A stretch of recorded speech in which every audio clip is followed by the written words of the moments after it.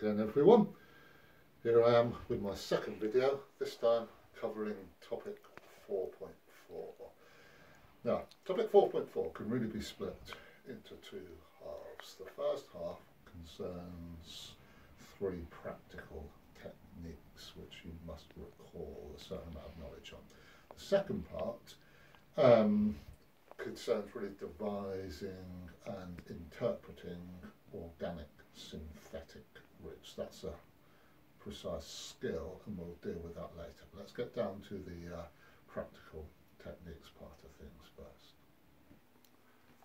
Right, let's begin by reminding you that the first thing you should really do is open the topic 4.4 notes PowerPoint on Moodle there and copy each of the slides, please, and do actually draw and write them out. Don't just print them off, please. You'll stand a much better chance of retaining the information if you've actually drawn and written it out for yourselves.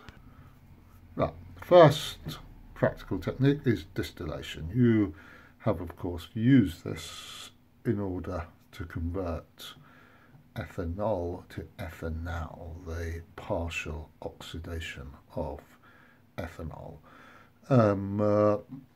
Now, you may well be asked to sketch the apparatus used in distillation. If so, no need for a work of art. Nice, simple diagram is shown here, but there are a couple of points of accuracy that are important. Thermometer bulb level with the side on there, not in the reaction mixture or even just above it.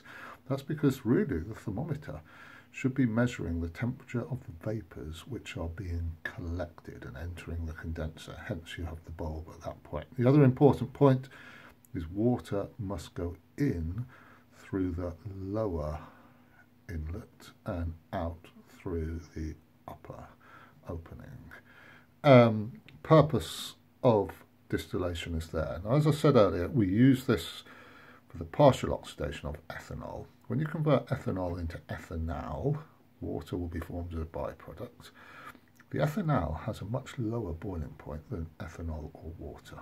So if you've got gentle heat, it will be the first substance to vaporize. It can therefore be collected in the condenser. In that way, it is removed from the reaction mixture, removed from the heat, therefore preventing it being further oxidized to ethanoic acid. Second technique, reflux. Again, you did use this one. Now, you do have to be able to draw a sketch of the apparatus yet again. No need for a Bunsen, an arrow with heat is fine.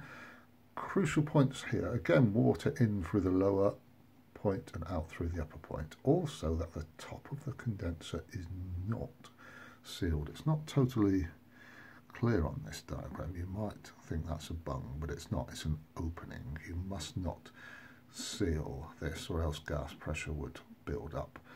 Now, we use this to convert ethanol to ethanoic acid, the complete oxidation of ethanol. The beauty of reflux is it allows you to heat for a prolonged period a mixture of liquids which would otherwise evaporate. Now, if you do want to ensure complete oxidation of ethanol, you do have to heat it for a reasonable amount of time. The liquid will start to evaporate in that time, but of course in the condenser the vapours are cooled, turned back into a liquid and drip back in for further heating. So it allows you to heat a mixture for a long time without losing all your chemicals due to evaporation. You are expected to define the process of reflux, to explain its purpose, and to explain why water must go in at that point and out at that point. Now, at this point, I'd like you to pause my video and watch the two videos I sent you in the email, which give further details on distillation and reflux, including a really good explanation of this point about the water flow. Okay, come back to me when you've watched those two videos, only in the designated time periods I've suggested. Okay, now the third practical technique is called the preparation and purification of an organic liquid. We would have done this practical this week, actually. It's not possible right now, but I do still plan for you to do it at some point. Now, this practical involves the reaction shown here. Let's pause for a second and focus in on the organic reactant. Pause the video just for a few seconds and work out the name of that chemical, please. Hopefully that was easy enough. 2-methyl propan 2-ol. And Juliet, I hope you said that name correctly and you didn't call it what I suspect you might have called it. Okay, so the alcohol is reacted with HCl and converted into a halo alkane, 2-chloro-2-methyl propane, and water is a byproduct. Now, when we carry out this reaction, we have to leave the mixture in the flask for a while. It's quite difficult to convert an alcohol to a halo alkane, so even if you've left it for 15-20 minutes, not all of the alcohol will have been converted. So in your flask at the end of the reaction, you've got some halo alkane, which is what we want from this, but you've still got some unreacted alcohol, some unreacted acid, and you'll have water present as well. Now, our aim is to obtain a pure product of the halo alkane, and in order to do that, we have to remove each of the 3 other substances. Now, at this point, I'd like you to pause this video again and watch the next 2 videos I sent you in the email. Again, watch only for the time periods which I included on that email. Come back to me when you're finished with those. Okay, now as you've hopefully seen, removing any unreacted acid is easy enough. Just add sodium carbonate and that job is done. We then add the mixture to a separating funnel, and as you've seen in the videos, you get 2 layers. The upper layer is the organic layer, which will contain the halo alkane. The lower layer is the aqueous layer. Now, the alcohol is water soluble, so any remaining alcohol will be present in that aqueous layer and will be removed when the aqueous layer is run off. As you run off the aqueous layer, you will of course also remove most of the water. However, if we go back to this image, you can see the organic layer is cloudy. That's because there would still be small amounts of water contaminating the halo alkane. That's what causes that cloudiness. To remove any remaining water, you add either anhydrous magnesium sulfate or anhydrous calcium chloride. Either does the job. Now, that will absorb any remaining water. It's often what we call, almost sort of contradictorily, drying a liquid. What we really mean is removing water from an organic liquid. Now, at this point, we should have more or less pure halo alkane. We've removed the acid initially, we've then removed the alcohol in the aqueous layer, we've removed most of the water by running off the aqueous layer, any remaining traces by adding the anhydrous salt, and we've got mostly pure halo alkane. But I've just said mostly pure, or just about pure. There might be tiny traces of contaminants left, maybe tiny traces of water, tiny traces of alcohol, any other contaminants. And do we settle for just about pure halo alkane? We're scientists. Of course we do not. You know what we're not? And therefore, if we want to just make the product totally pure and at the same time confirm it really is the correct product, we carry out a final distillation. As you can see, the halo alkane has a boiling point of 51. We carry out a final distillation step, ensuring we collect only the vapours formed between about 49 and 53 degrees. Then we will ensure we get a totally pure sample of our halo alkane. Okay, that's it for the practical techniques. Right, now let's move on to the second part of the topic.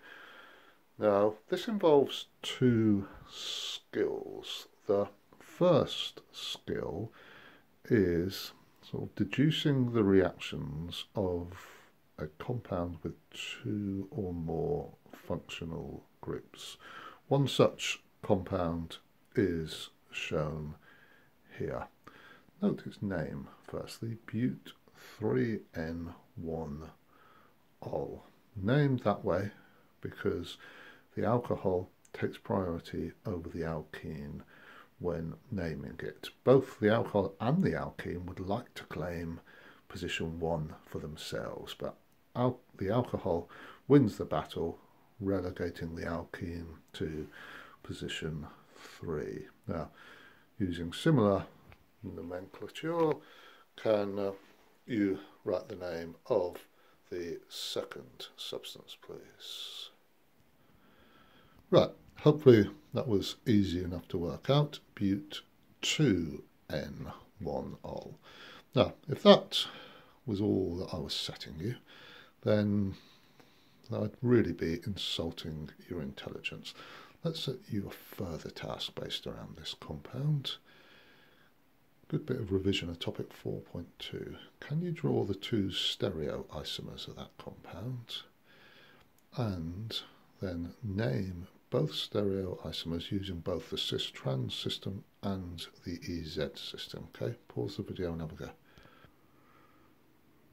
Right, now remember, the first thing to do when drawing stereoisomers is to make the double bond the centerpiece of each diagram with the 4 diagonal lines coming off it. Now, you've then got to work out what to put on the end of each bond on the first isomer. Now, this first isomer coming off, the first carbon is coming off it in H in one position. The second bond has a CH3, hence you would show that on those two bonds.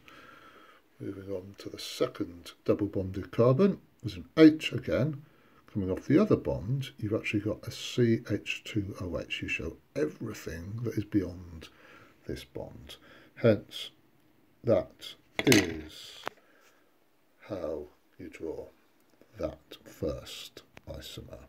Now, naming it using the cis-trans system is easy enough. You've got the two H's on the top, so it's the cis isomer.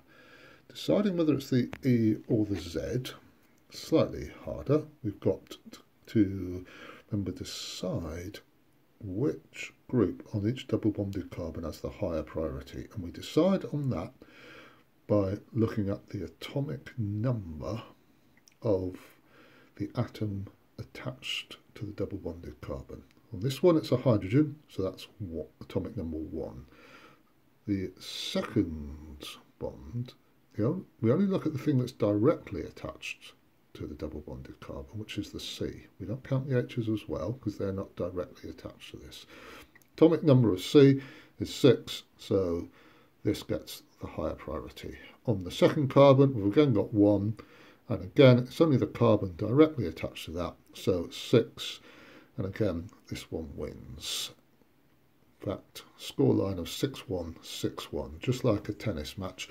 The two high priority groups are on the same side, and therefore it is the Z isomer.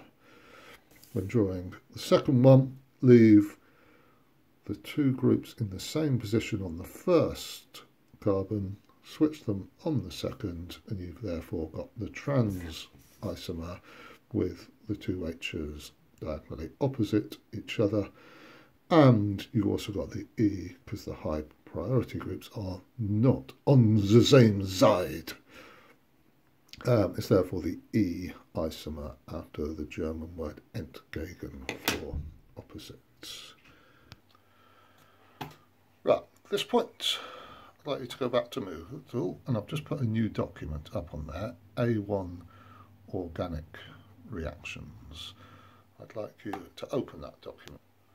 Right, I've got it opened here. It is a 2-page document covering the reactions of all the 4 homologous series we've covered: alkanes, alkenes, alcohols and haloalkanes. I'd like you to either print that document off and complete it, please, or if you have trouble printing, simply copy and complete the entire thing. The reason we're doing this is if we are going to predict the reactions of compounds with 2 or more functional groups, to be able to do so, you firstly need to re-familiarise yourself with all the reactions we have covered so far. So pause the video, you can stop it actually, because it will take you a little bit of time, and complete that exercise, and only when you've done so, come back to me, please. Okay, so let's continue. If we are going to predict the reactions of this top compound, now, first thing to do is just identify the functional groups present. We've obviously got an alkene group and an alcohol group. Now, when this compound reacts, in virtually all cases, only one of those 2 functional groups is going to react, and the other one will remain in place totally unchanged.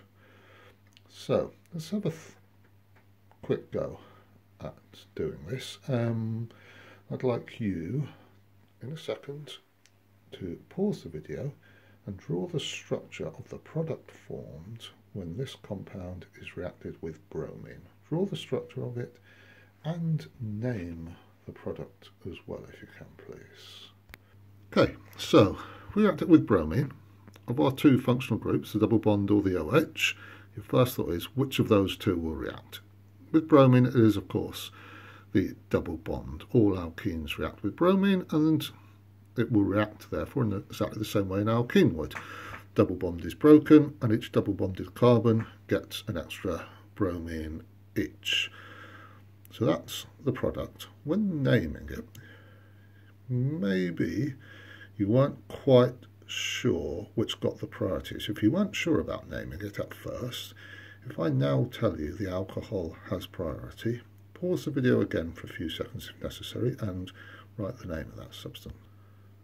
Okay, alcohol gets priority, so it gets number 1, and therefore that compound is called 3,4-dibromobutanol. 3,4-dibromobutanol, actually. Right. Let's have a go at a second reaction of this compound. What if this was reacted with acidified potassium dichromate using distillation? Again, pause the video, draw the structure of the product formed, even have a go at naming it. Okay, 2 functional groups, double bond in OH. This time it will be the OH that reacts, and therefore the double bond remains unchanged.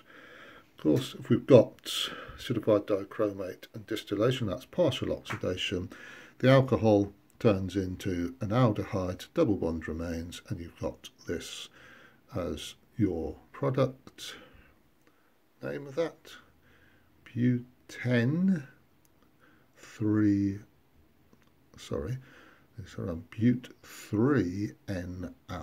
In fact, I'll write that down. Aldehyde gets priority.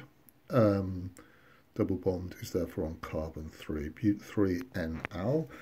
No need to actually put the 1 on the al. You might have thought, shouldn't that be bute 3-N1-al? But no, the aldehyde can only ever be on carbon 1, given that the carbon needs 3 bonds to form an aldehyde group, we can only have one left over, so it can only be on the end of a chain. And if it can only possibly be in position 1, we don't bother writing a 1. So but3NAl would be the product of that. So that's how to deduce the reactions of compounds with 2 or more functional groups. Right, now, the final learning aim involves you interpreting 2-stage synthetic routes, as it's called. Sounds a bit of a mouthful, that though, doesn't it? Interpreting 2-stage synthetic routes. What that means in simple language is, often we want to convert a certain organic chemical into another one. Let's say we want to convert substance X into substance Z. However, it may not be possible to convert X into Z via a single reaction, and the only way we can do it is to convert X into Y and then Y into Z. That's what we mean by sort of 2-step synthetic routes. Now, you could well be set questions based on these, and here's a classic example. If you want to convert ethanol into ethane, can't be done by a single reaction. We have reaction 1 that converts ethanol into substance A, reaction 2 converts A into ethane.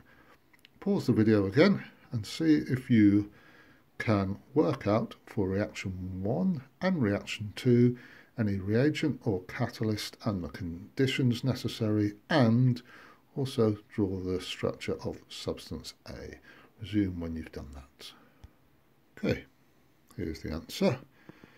You would have to convert ethanol into ethene first in that dehydration reaction, or an elimination reaction as it's also sometimes called.